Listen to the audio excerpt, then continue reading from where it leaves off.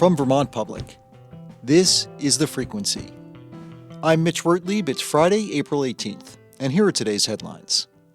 Top Democrats in Vermont's state Senate want to end the state's contract with federal immigration authorities. The pact allows U.S. Customs and Border Protection to detain people in Vermont prisons. This recently happened to a woman named Rumeysa Ozturk, who was detained in Massachusetts, sent to Vermont, and then moved to a prison in Louisiana. Senator Becca White of the Windsor District is one of the leading proponents of the change, and she discussed it yesterday on Vermont Edition. It's to prevent the situation like Rumeysa's, where someone is taken from an outside state and brought to Vermont to then be sent away. Obviously, it's a strange position to be in, to feel that someone is safer in a Vermont prison than somewhere else. Some are concerned the change would prevent all detainees from being held in local prisons, even those with family and attorneys here. White said she and her colleagues are working to clarify their request and address that concern. Most Vermonters say they're in good health, that according to a survey published last month by the State Health Department. The report relied on responses from nearly 10,000 adults in 2023. It found Vermonters report lower rates of diabetes and high cholesterol than national averages. However, alcohol use and heavy drinking were higher than in other parts of the country. And 4% of Vermonters said they have unlocked loaded firearms in their homes. Interim Health Commissioner Julie Arell says the survey shows how health outcomes play out depending on income, education, race, and more. We can talk about Vermont health broadly, but it's when we start to really dig into it and see where the disparities are that it shows where we really do need to do more work. The survey found that people who make under $50,000 a year, those without a college degree, and people with a disability are more likely to report poor health. Plattsburgh, New York's Clinton Community College, or CCC, is planning to move its operations to the campus of SUNY Plattsburgh, starting with the fall 2025 semester. North Country Public Radio reports the agreement was finalized this week. CCC was facing down enrollment and a deficit of about $850,000. The move is not a merger. The community college will continue to offer its 2-year associate degree and other academic programs. Governor Phil Scott signed a bill this week that designates November as the Vermont Month of the Veteran. Vermont Guard member Mark Cracom worked with legislators in southern Vermont to get the bill introduced. Cracom said during a bill signing ceremony in Montpelier this week that Vermonters should spend more time reflecting on the sacrifice that comes with military service. Let's honor the veterans for the whole month. They deserve it. If it wasn't for them, past, present, and future, we would not enjoy what we have today. This coming November will mark Vermont's first Month of the Veteran. Coming up, reporter Erica Heilman catches up with Isaac McDonald, who spoke in an earlier episode of our recurring series, What Class Are You?, about what it was like to grow up in Newport, Vermont. Isaac just completed his first year at Columbia University on a full scholarship, and he discusses the challenges he faced in that new environment. After this. Isaac McDonald is from Newport, Vermont, and this year he's a freshman at Columbia University in New York City on a full scholarship. Reporter Erica Heilman interviewed Isaac for a previous class series about growing up poor in the Northeast Kingdom. In this latest episode of What Class Are You?, she caught up with him on his first trip home from college. And they talked about class dynamics at Columbia and what it feels like to be on a full scholarship. Before I go into college, I thought, yes, I'm going to take advantage of every office hour. I'm going to be very headstrong with it, and I'm going to join a lot of clubs and stuff. And then I get there, and I feel much more intimidated than I thought I was going to feel. One, I think it's like the level of work that is expected, and then the prestige surrounding the school, and even the background of the professors. And so I'm trying to work myself up to be less intimidated. I just feel like it's less approachable for me. What is your sense of what it means to be from Vermont, what it means to be from your family, what it means to be from this town? So there's two things. One, there's a very clear separation between a rich community and a poor community. And I don't really interact with rich people there. Most all of my friends are also poor, normally first generation. low-income students. I met some of them through the program I was in, Questbridge. But I feel, to me, there's this separation between, like, rich people interacting and poor people interacting with each other. How does that manifest? What do you notice? I can just note on, like, how I personally have experienced this, in that, like, I know that there's people who go out to, like, shop a lot. Richer people will go to richer places, and they'll interact more that way. There's people who wear, like, $400, $800 jeans, and it's like, that's just something that's completely alien to me. I just think, why would you do that? I don't know. I just don't really see the value in it. And that's kind of condescending, I think, to say that, but I don't know. It's just, I know that most of my friends are poorer than the average Columbia student, and that may be sort of why we're friends, is because we relate that way. What was it like to come back, or how did you see your circumstance differently when you got back to Vermont? And I guess thinking about that right now, that sort of might be part of the intimidation of me being at school, because it's so grand and comparatively I'm so small. Being back home, it's like, well, I'm pretty equal here. And it's sort of like how the institution is always going to be better than you.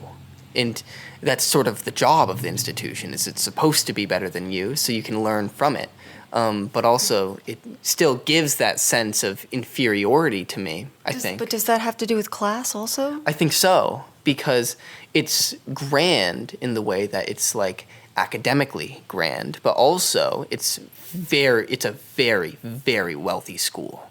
And so I'm unsure if, like, administration really understands sort of what I'm going through. And so I feel like a pressure to not really sort of interact with some of the people in administration, or, like, I have to explain myself more to try and get my point across, because I had issues with financial aid recently, and so I was trying to work through them. So I didn't really know how to work through them, because, like, I'm not sure if they're going to completely understand what I'm saying. Mm-hmm. I don't have any prior understanding of this financial landscape. My dad never had to worry about it, because he only went to get an associate's, and he didn't really manage his money well.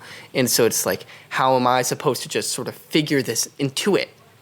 I have to do something with this degree. I have to do something that will repay the value of the degree. It seems like the constant goal of a low-income student is to extract value from their education.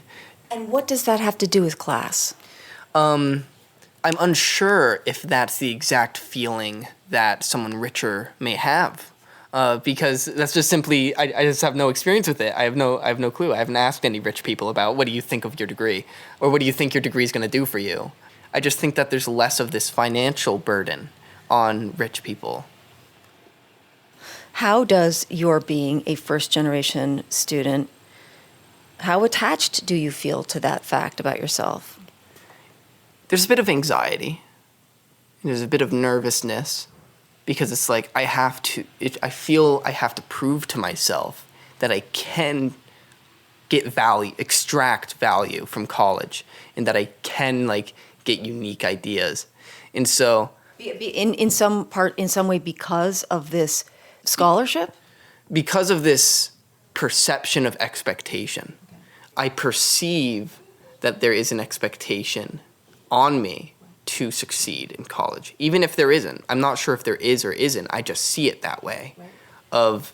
I have this expectation of myself, and other people have an expectation of me to continue being, like, this prodigal son, or this prodigal grandson, or this prodigal nephew who's very intelligent and goes to college now and will do very well in college and will make meaningful things. And it's like, when can I say for myself that I've accomplished that? When can I say for myself that I've created something meaningful? This is Erica Heilman with Vermont Public. And now it's time for our weekly check on news from the world of sports. And if you've never seen a baseball game played at Steinbrenner Field in St. Petersburg, Florida, it's completely understandable if you're confused over which team calls it home this year. The seats are adorned with the New York Yankees logo, and the field is named after the team's late longtime owner George Steinbrenner, but the Bronx Bombers only play there in spring training. If you listened on the radio to the series between the Boston Red Sox and Tampa Bay Rays played there this week, you heard unmistakable chants of "Let's go Red Sox." But fear not, the Sox still call Fenway Park home. The minor league field is instead home this year to the Tampa Bay Rays, whose regular venue, known as the Trop, is undergoing repairs from hurricane damage. Now, there's an argument to be made that restoring Tropicana Field is a bit like rebuilding the Little Pig's straw house that was blown over by the Big Bad Wolf. It's one of the worst venues for baseball ever built.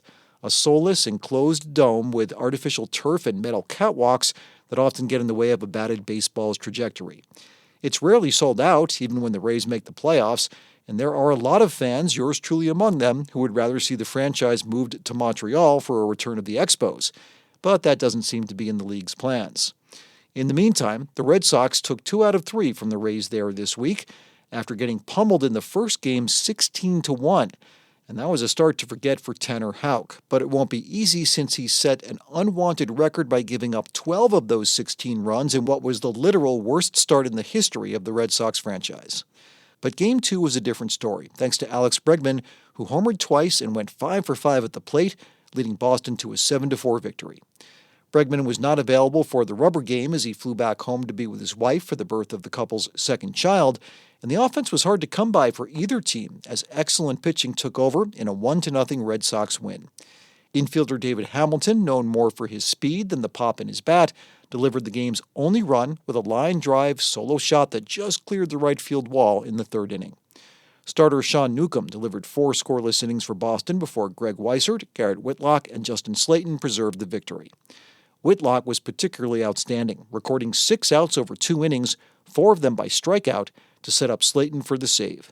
Aroldis Chapman, who's been the team's de facto closer so far, was allowed an extra day of rest, and that should bode well for Boston as they return home to host the Chicago White Sox tonight, hoping for some revenge after dropping 2 out of 3 last week in the Windy City to the team that set the modern-day record for most losses in a season last year.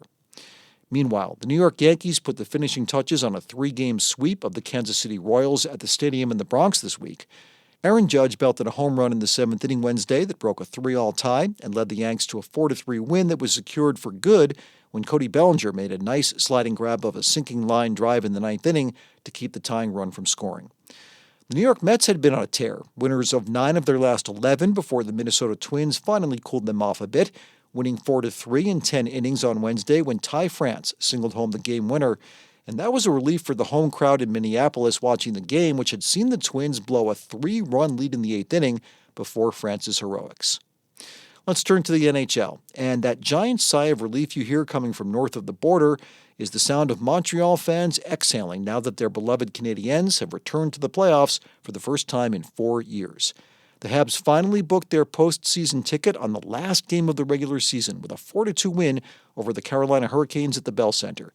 And of all the potential first-round upsets in the Stanley Cup playoffs, my money's on the Canadiens knocking off the Washington Capitals.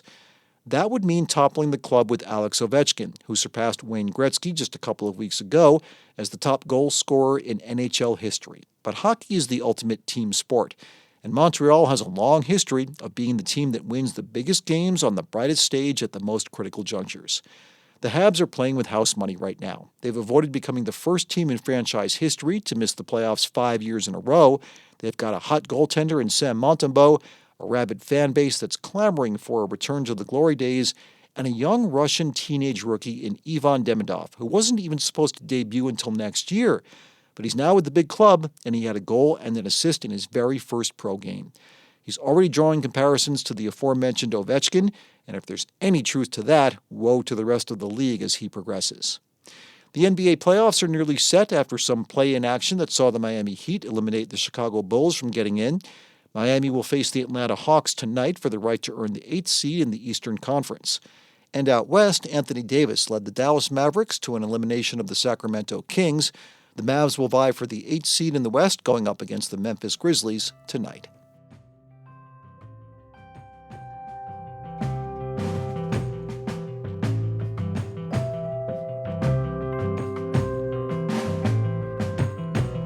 Thanks for listening to The Frequency today. We had additional reporting from Michaela Lafrac, Lexi Krupp, Nathaniel Wilson, and Peter Hirschfeld. Today's episode was edited by Leah Meldrick-Connors, and our music is by Blue Dot Sessions. I'm Mitch Wertlieb. I'm off next week, but The Frequency will still be coming your way, and I'll talk to you again soon.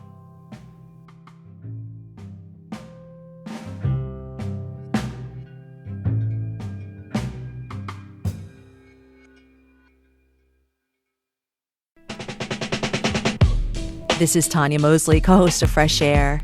You'll see your favorite actors, directors, and comedians on late-night TV shows or YouTube. But what you get with Fresh Air is a deep dive. Spend some quality time with people like Billie Eilish, Questlove, Ariana Grande, Stephen Colbert, and so many more. We ask questions you won't hear asked anywhere else.